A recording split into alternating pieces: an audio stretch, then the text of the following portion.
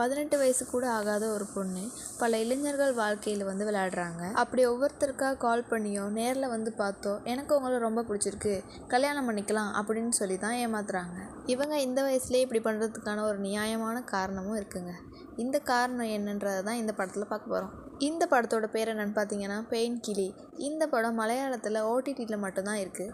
வாங்க இப்போ கதை என்னென்னு பார்ப்போம். லைக் பண்ணாதவங்க லைக் பண்ணிக்கோங்க. கதையோட ஆரம்பத்திலே பார்த்தீங்கன்னா ஒரு பொண்ணை காட்டுறாங்க. இந்த பொண்ணு யாருன்னு பார்த்தீங்கன்னா நம்ம ஹீரோயினோட ஃப்ரெண்டு. இவங்களுக்கு வந்து ஒரு ரேப்பர் ஆகணும்னு தான் ஆசை. ஆனால் வீட்டில் என்ன செஞ்சுருக்குறாங்க, கனவெல்லாம் தள்ளி வச்சுட்டு படி, வீட்டு வேலை செய்யணும், அந்த மாதிரியானது தான் சொல்லியிருக்காங்க. அது மட்டும் இல்லாமல் இவங்களுக்கு திருமணம் பண்ணி வைக்கிறதா வீட்டில் பேசிகிட்டு இருக்கிறாங்க. அவங்க இதெல்லாம் கண்டுக்காமல் பாட்டு பாடிட்டே அப்படியே எதிர்த்து வீட்டை பார்க்கும்போது தான் அப்போ தாங்க நம்ம ஹீரோயினை காட்டுறாங்க. இவங்களோட பேர் ஷீபா பேபி. தன்னோட வீட்டு மொட்டை மாடியிலேருந்து எகிரி குதிச்சு வீட்டிலேருந்து தப்பிக்கிறாங்க. என்னடா இது ஓப்பனிங் சீனில் ஹீரோயின் வீட்டை விட்டு தப்பிக்கிறாங்களே, அப்படி என்னடா அவங்களோட வாழ்க்கையில் நடந்திருக்குன்னு கேட்குறீங்களா? அவங்க அப்பா தாங்க அவங்களுக்கு பெரிய பிரச்சனையே. அம்மா இல்லாத பொண்ணு, அப்பா தான் வளர்ப்பார். இப்போ தான் அவங்க படிப்பை முடிச்சிருப்பாங்க. படிப்பை முடிச்சதுமே அப்பா என்ன பண்ணுவார்னு பார்த்தீங்கன்னா பொண்ணுக்கு வந்து திருமணம் செஞ்சு கொடுக்கணும் அப்படின்னு சொல்லி திருமணம் பேச ஆரம்பிச்சிருவார்.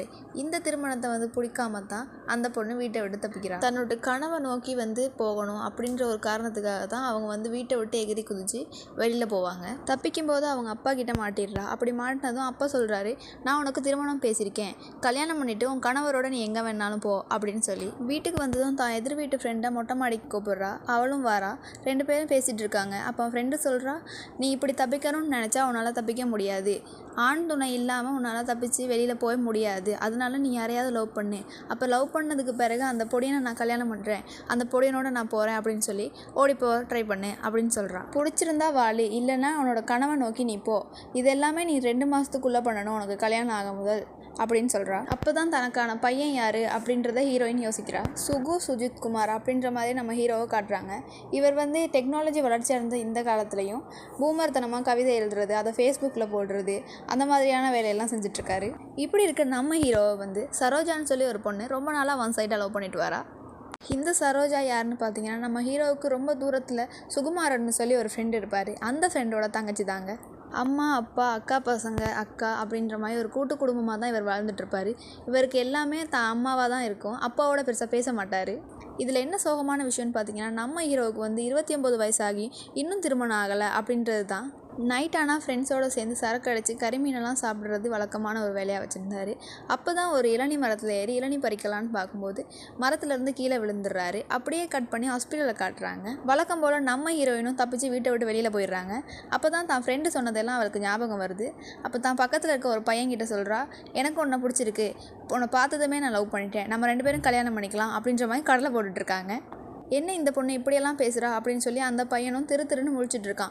அப்போ தான் நம்ம ஹீரோவுக்கு அடிபட்டு ஹாஸ்பிட்டலுக்கு கொண்டு வராங்க. ஹீரோவை அடிபட்டு ஹாஸ்பிட்டலுக்கு கூட்டிகிட்டு வரும்போது அங்கே இருக்கிற அந்த நர்ஸ் பொண்ணு தான் நம்ம ஹீரோவை வந்து ஒன் சைடாக லவ் பண்ணிட்டு இருந்த சரோஜா. உடனே அவசரமாக டாக்டருக்கு கால் பண்ணி டாக்டரை வர சொல்கிறா. இந்த வார்டுக்கு போடுறதா இல்லை அந்த வார்டுக்கு மாற்றுறதா அப்படின்னு தெரியாமல் ஒரே பதற்றத்தில் அவள் நிற்கிறா. ஹீரோ வந்து வேட்டி மட்டும் தான் கட்டியிருப்பார். பெட்ஷீட்டுன்னு நினச்சி வேட்டியை உருவிட்டு போயிடுவான் அந்த டைமில் அந்த பொண்ணு. அப்போ தான் நம்ம ஹீரோயின் வந்து ஹீரோவை பார்க்குறா. ஹீரோவை பார்த்து கொஞ்ச நேரத்தில் நம்ம ஹீரோயினோட அப்பா வந்து அங்கே வந்துடுறாரு. என்ன ஓடி போக பார்க்குறியா அப்படின்னு சொல்லி ஹீரோயினை கூட்டிகிட்டு போகிறாங்க. ஹீரோயின் வந்து லவ் பண்ணுறேன்னு சொன்ன அந்த பாய் வந்து ஹீரோயின்கிட்ட அப்பாவை பார்த்ததுமே அவர் வந்து ஓடிட்டார். கட் பண்ணால் நம்ம ஹீரோயின் வீட்டில் இருக்கிறாங்க. வீட்டில் அவங்க ஃப்ரெண்டோட பேசிகிட்டு இருக்கிறாங்க. அப்போ சொல்கிறாங்க, தைரியமே இல்லாத ஒருத்தரை போய் நான் லவ் பண்ணுறேன்னு சொல்லிட்டேன், ஆனால் நான் அதை பண்ணியிருக்கக்கூடாது, எங்கள் அப்பாவையும் எங்கள் அப்பாவோட ஆட்களையும் சமாளிக்கிற மாதிரி ஒருத்தரை, தைரியமான ஒருத்தரை தான் நான் லவ் பண்ணணும் அப்படின்ற மாதிரி முடிவெடுக்கிறாங்க. மற்ற பக்கம் பார்த்தீங்கன்னா நம்ம ஹீரோ சார் வந்து கையில் கட்டு போட்டுட்ருக்காரு. அப்போ தான் ஹீரோவோட அப்பா வந்து கேட்குறாரு, டே நீ தான் பைக் ஓட்ட மாட்டல, அப்போ நான் இந்த பைக்கை விற்றுறேன் அப்படின்னு கேட்குறாரு. இல்லை அந்த பைக் எனக்கு வேணும் அப்படின்னு சொல்லி கோவமாக ஹீரோ கத்தி விட்டுறாரு. அப்போ தான் பார்த்தீங்கன்னா பக்கத்து வீட்டிலேருந்து ஹீரோவுக்கு நிறைய சாப்பாடு ஐட்டம்ஸ்லாம் வருது. அது யாருன்னு பார்த்தீங்கன்னா கொண்டு வந்தது நம்ம ஹீரோவோட ஒன் சைடாக லவ் பண்ணிகிட்ருக்க சரோஜா தான். அப்போ தான் அங்கே வந்த சரோஜா சொல்கிறாங்க, கையை கவனமாக பார்த்துங்க அப்படின்ற மாதிரி கேரிங்காக பேசுகிறாங்க. நம்ம ஹீரோவுக்கு இந்த கேரிங் மாரிங்கெல்லாம் செட் ஆகாது. ஏன்னா ஆரம்பத்துலேருந்தே சரோஜாவை பிடிக்காது. சரோஜாவை பிடிக்காததுக்கான முக்கியமான ரீசன் இருக்குது. அதை இந்த வீடியோவில் எண்டில் சொல்கிறேன். நம்ம ஹீரோயினும் நம்ம ஹீரோயினோட ஃப்ரெண்டும் மார்க்கெட்டுக்கு வந்திருக்காங்க. மார்க்கெட்டில் ஒரு கறிக்கடையில் ஒருத்தன் பிரச்சனை பண்ணிகிட்ருக்கான் பயங்கரமாக. அப்போ ஹீரோயினோட ஃப்ரெண்டு சொல்கிறாங்க, இந்த மாதிரி ஒருத்தரை நீ பார்த்து தைரியமான ஒருத்தரை லவ் பண்ணால் தான் உங்கள் அப்பாவையும் உங்கள் அப்பாவோட ஆட்களையும் ஃபேஸ் பண்ண முடியும் அப்படின்னு. அப்போ தான் நம்ம ஹீரோயினோட ஃப்ரெண்டு சொல்கிறா, நீ போய் அவங்ககிட்ட எப்படியாவது வலிஞ்சு நெளிஞ்சு காதலோட பேசுன்னு சொல்லி அனுப்புகிறா. நம்ம ஹீரோயினும் போயிட்டு எனக்கு அவங்கள பிடிச்சிருக்கு, நம்பர் கிடைக்குமா அப்படின்ற மாதிரி வலிஞ்சு பேசுகிறா. திடீர்னு ஷாக் ஆகி பார்க்குறான் ரவுடி. என்னடா நம்ம இப்போ தான் ஒரு பிரச்சனை பண்ணிகிட்ருக்கோம், நம்மக்கிட்ட வந்து ஒரு பொண்ணு பேசுதே அப்படின்னு. நம்ம ஷீபா பேபி அங்கேருந்து போனதும் அடியாட்கள்கிட்ட கேட்குறான், டே அண்ணன் என்னடா அவ்வளோ அழகாடா இருக்கேன் அப்படின்ற மாதிரி கேட்குறான். நம்ம ஹீரோயினும் போய் இவனையா நான் லவ் பண்ணணும் அப்படின்னு சொல்லி தான் ஃப்ரெண்டுக்கிட்ட கேட்குறா. அப்போ ஃப்ரெண்டும் சொல்கிறா, ஆமாம் இவனை தான் நீ லவ் பண்ணணும், பண்ணாதான் உங்கள் அப்பா கிட்டேயும் உங்கள் அப்பாவோட அடியாட்கள்கிட்டையும் நீ தப்பிக்க முடியும் அப்படின்னு சொல்கிறா. மற்ற பக்கம் பார்த்தீங்கன்னா நம்ம ஹீரோ ஒரு கடை வச்சுருக்காரு. அது மட்டும் இல்லை, நம்ம ஹீரோவோட ஃப்ரெண்டும் ஒரு மிக்ஸி ரிப்பேர் கடை வச்சுருக்காரு. அங்கே தான் நம்ம சரோஜா வராங்க. மிக்ஸியை ரிப்பேர் பண்ணுற மாதிரி வந்து நம்ம ஹீரோவை சைட் அடிச்சிட்ருக்காங்க. உடனே அதை பார்த்து நம்ம ஹீரோவோட ஃப்ரெண்டு எல்லோரும் சொல்கிறாங்க, அந்த பொண்ணு உன்னை தானே பார்க்குது, ரொம்ப நாளாக உன்னை பார்த்து சைட் அடிச்சிட்ருக்கு, அந்த பொண்ணை நீ லவ் பண்ணால் என்ன அப்படின்னு. அப்போ நம்ம ஹீரோ சொல்கிறாரு, இல்லை அது தப்புடா, அந்த பொண்ணு யார், நம்ம ஃப்ரெண்டோட தங்கச்சி, நம்ம ஃப்ரெண்டோட தங்கச்சி வந்து நமக்கும் தங்கச்சி மாதிரி, இனிமேல் இப்படியெல்லாம் பேசுனீங்கன்னா அடித்து பல்ல உடச்சிருவேன் அப்படின்னு சொல்கிறாரு. இன்னொரு பக்கம் ரவுடி பீட்டரை காட்டுறாங்க. இவர் வந்து சரக்கு அடிச்சுட்டு யோசிச்சுட்ருக்காரு. அந்த பொண்ணு நம்பர் வாங்கினாலே கால் பண்ணுவாளா மாட்டாளான்னு ஃபோனே ஊற்று பார்த்துட்ருக்காரு.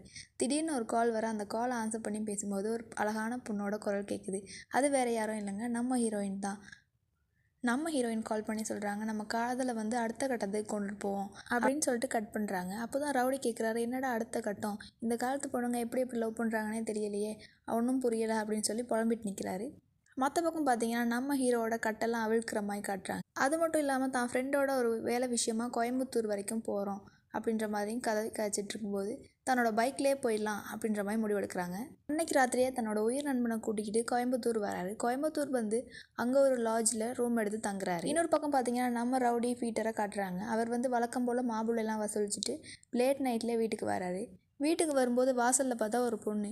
யார்டா அந்த பொண்ணுன்னு கிட்ட போய் ஊற்றி பார்த்தா அது வேறு யாரும் இல்லைங்க, நம்ம ஹீரோயின் தான். என்னடா இந்த பொண்ணு என்னை நம்பி இவ்வளோ குயிக்காக ஓடி வந்துட்டா, இதை தான் நேற்று ஃபோனில் சொன்ன அந்த அடுத்த கட்டமா, இப்போ இந்த பொண்ணை வேறு கல்யாணம் பண்ணிக்கணுமே, இப்போ என்னடா பண்ணுறது அப்படின்ற மாதிரி கற்பனையில் மிதந்துட்டு இருக்காரு நம்ம ரவுடி பீட்டர். பொண்ணு எதுக்கு வந்திருக்கா அப்படின்றத எழுப்பி கேட்போம் அப்படின்னு சொல்லி ரவுடி பக்கத்தில் போகிறாரு. பக்கத்தில் வந்ததுமே நம்ம ஷீபா பேபி எழுந்துக்கிறாங்க. ஓ நீங்களா வந்துட்டிங்களா அப்படின்ற மாதிரி பேசிகிட்டு இருக்கிறாங்க. எனக்கு உங்களை ரொம்ப பிடிச்சிருக்கு அப்படின்னு ஆரம்பிக்கும் போதே ஹீரோயினோட அப்பாவும் அவரோட அடியாட்களும் அங்கே வந்துடுறாங்க. நம்ம ரவுடி பீட்டரும் எதுவுமே தெரியாமல் அங்கே வந்த ஆட்களை பார்த்து திருன்னு முழிச்சிட்ருக்காரு. உடனே ஷீபா பேபி கையை பிடிச்சி, நான் உங்களை லவ் பண்ணுறேன், எப்படியாவது என்னை கல்யாணம் பண்ணிக்கோங்க, எங்கள் அப்பா கிட்டேருந்து எப்படியாவது என்னை காப்பாற்றுங்க. ரவுடி பீட்டரும் காம்ப்ரமைஸ் பண்ணி எல்லாரையும் சொல்கிறாரு, இது என்னோட ஆள்டா, நான் கல்யாணம் பண்ணி கவனமாக பார்த்துப்பேன் அவளை வீட்டிலே வச்சு அப்படின்ற மாதிரி பேசுகிறாரு. என்னடா இதுக்கு எங்கள் அப்பாவே மேல், நான் அவர் கூடயே போகிறேன் அப்படின்னு சொல்லி அவங்க போயிட்டாங்க அங்கேருந்து. என்னடா இந்த பொண்ணு அவளாக வந்தா இப்போ அவளாக போயிட்டா அப்படின்ற மாதிரி புலம்பிக்கிட்டு இருக்காரு.